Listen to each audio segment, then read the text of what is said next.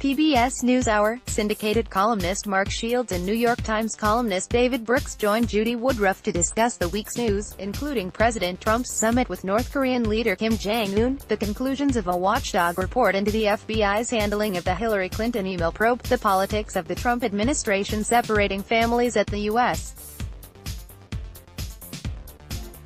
border and more. Brooks said Trump has a dictator-to-dictator relationship with Kim Jong-un while he has an uncomfortable relationship with G7 leaders.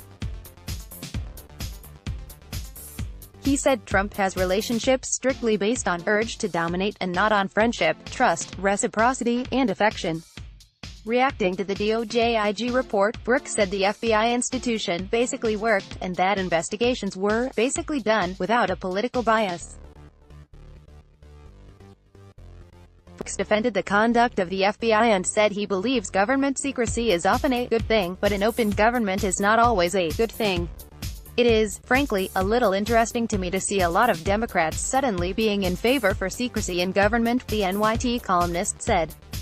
And they want him. Oh, we got to keep these things secret before an election. And I, as a personal matter, think secrecy is often a good thing in government, and open government is not always a good thing. And I'm glad to see so much support from the left these days, Brooks said. Transcript, via PBS, Judy Woodruff, PBS NewsHour, and now to the analysis of Shields and Brooks. That's syndicated columnist Mark Shields and New York Times columnist David Brooks. Welcome to both of you. Let's start with what happened this week on the other side of the Pacific Ocean. David, the president met, historic meeting, Kim Jong-un, the leader of North Korea. The president comes away saying there's no more nuclear threat, he's got very good personal chemistry, personal relationship with Mr. Kim.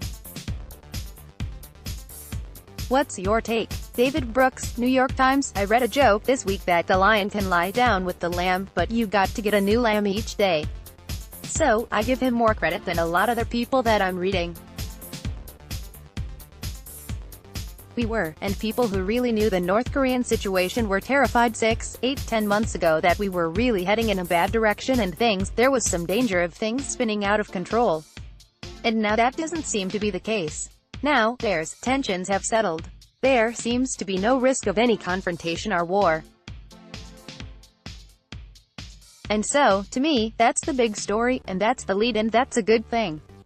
Now, once you get down to the second and third paragraph, it begins to deteriorate quickly. And the things Trump said about the regime, calling a murderous dictator a tough guy, that's horrific. The way human rights are treated, the way he just flippantly tossed off the practice, the war games, is horrific. But, to me, those are serious deficits. He did a good thing in the worst possible way. It's also as a foil to what happened in Europe or in Quebec with the G7 the week before. And you see him with two different sorts of relationships. With somebody like Putin or with somebody like Kim Jong-un, it's like dictator to dictator. It's like, we understand how to deal with power relationships. He feels comfortable in that kind of thing. When he's dealing with Trudeau or Merkel, it should be friends, and it should be a relationship on affection and mutual trust and reciprocity. And he's a little uncomfortable in those circumstances. Woodruff, how do you explain that? Brooks, well, I think, through his business life, he's not had a series of relationships based on friendship, trust, and reciprocity and affection. He's had relationships based strictly on self-interest and the urge to dominate. And he just feels comfortable in one kind of relationship. And, frankly, that's even true within his White House. He has relationships based on who's useful to who, not, we are a band of brothers in this together. Woodruff, well, let's move to something that happened yesterday. David, the Justice Department report looking at how the FBI handled the Hillary Clinton investigation. Very tough on James Comey, saying he was insubordinate, some other tough criticism of him, but, ultimately, 500 pages concluded that the way the FBI handled it didn't demonstrate bias. The president is saying this exonerates him. It proves that the leadership of the FBI were all bad. What are we to make of it? Brooks, I think it exonerates all of us. All of our priors. I think again, it's one of these deals where you have got a headline and then some undercutting subterfuge. And the headline to me is that the institution basically worked, that the actual investigations were basically done without any political bias. And that's worth reminding people, that there is such a thing as a professional civil service these days, when everyone thinks it's all political and it's all a swamp. It's not a swamp. These are hardworking people, and they seemed to have been basically doing their job. There have been a couple of demerits on that. 1. The few emails that where people within the FBI were motivated by a Trump bias. That will work too. We have seen Rudy Giuliani in the past couple of days ramp up his rhetoric about the investigation. And it seems to me it makes it, along with the Mark Sanford defeat, much more likely that, if Trump does ever take action against Mueller, that the GOP will get in line, and they will have a little more evidence to say, yes, it's a corrupt investigation. As for Comey, he had a tough call, to disclose something or not to disclose. And I could argue it either way. I take the IG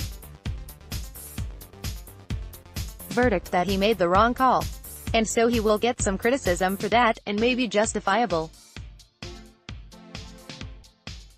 It is, frankly, a little interesting to me to see a lot of Democrats suddenly being in favor for secrecy in government. And they want him. Oh, we got to keep these things secret before an election. And I, as a personal matter, think secrecy is often a good thing in government, and open government is not always a good thing. And I'm glad to see so much support from the left these days. Laughter, Woodruff, well, David, and you mentioned Rudy Giuliani, the president's lawyer.